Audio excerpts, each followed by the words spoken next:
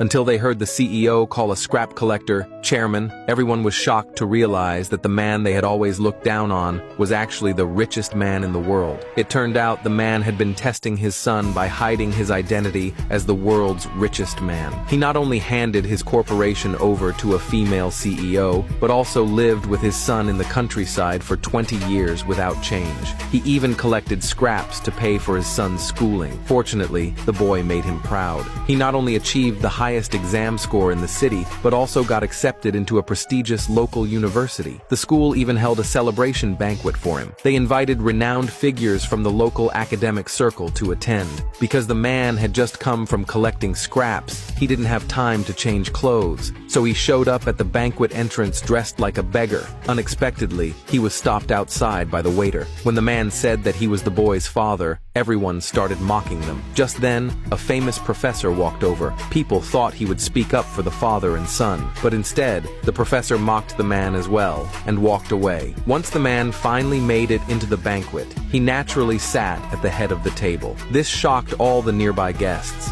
A cousin who had some money saw how rude he was acting and immediately mocked him. He said the man looked like a beggar, embarrassed his own son, and lacked even basic manners, truly uncultured. The boy was about to defend his father, but the professor cut him off. Just as the professor finished speaking, the female CEO walked in with a group of people. Before anyone could react, she walked straight up to the man. Seeing that the man didn't stand to greet her, the professor and cousin both thought he was doomed. But in the next second, the CEO's words left them completely stunned. No one expected the man to actually know the CEO. The professor and cousin immediately started apologizing to the man, saying their earlier actions were all just a joke. But the man ignored them completely. He just got up and stepped outside for some air. The reason the woman attended the banquet was to ask the richest man to return and run the company again. She explained that the company was now facing a competitor who was not only a famous Wall Street mogul, but also a financial genius. If the richest man didn't come back,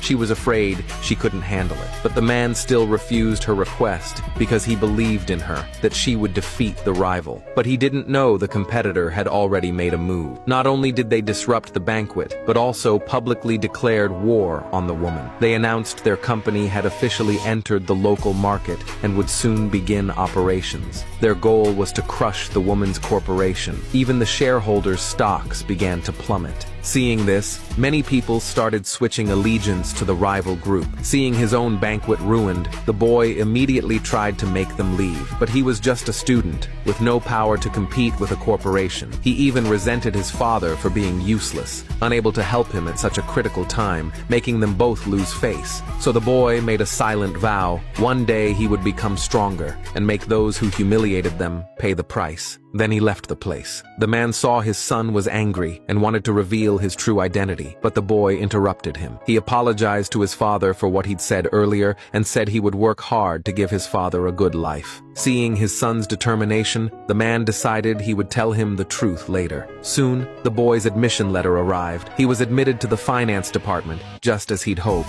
He planned to gain knowledge and earn money so his father could live a better life. But only the man knew just how difficult the financial world really was. So once his son left, he contacted one of his subordinates, who was also the principal of the school. He asked him to look after his son at school. The principal gladly agreed, so the boy worked part-time to pay his tuition while also studying hard. With the knowledge he gained, he eventually founded his own publicly listed company after graduation. At that time, the man saw his son's achievements on the news. When he told his co-workers that the CEO in the news was his son, they thought he had lost his mind. Before he could explain, the boy showed up with a group of people. Seeing that his father had stopped collecting scraps and had become a security guard, the boy couldn't hold back anymore. He questioned his father. "We're not short on money. Why are you suffering instead of enjoying life?" Before the man could respond, the boy revealed why he'd come. The principal's daughter was holding a birthday party, and the boy wanted his father to attend with him. After all, back in school, the principal had taken good care of him. With that, he handed his father the key to a villa and told him to change clothes and come to the party. But as soon as the man arrived at the the neighborhood, a resident mistook him for a security guard and ordered him to park the car. Just then, the man's cousin showed up unexpectedly. Seeing the man had switched from scrap collecting to security, he couldn't help but mock him again. The man was about to fight back when he ran into other relatives. Turns out,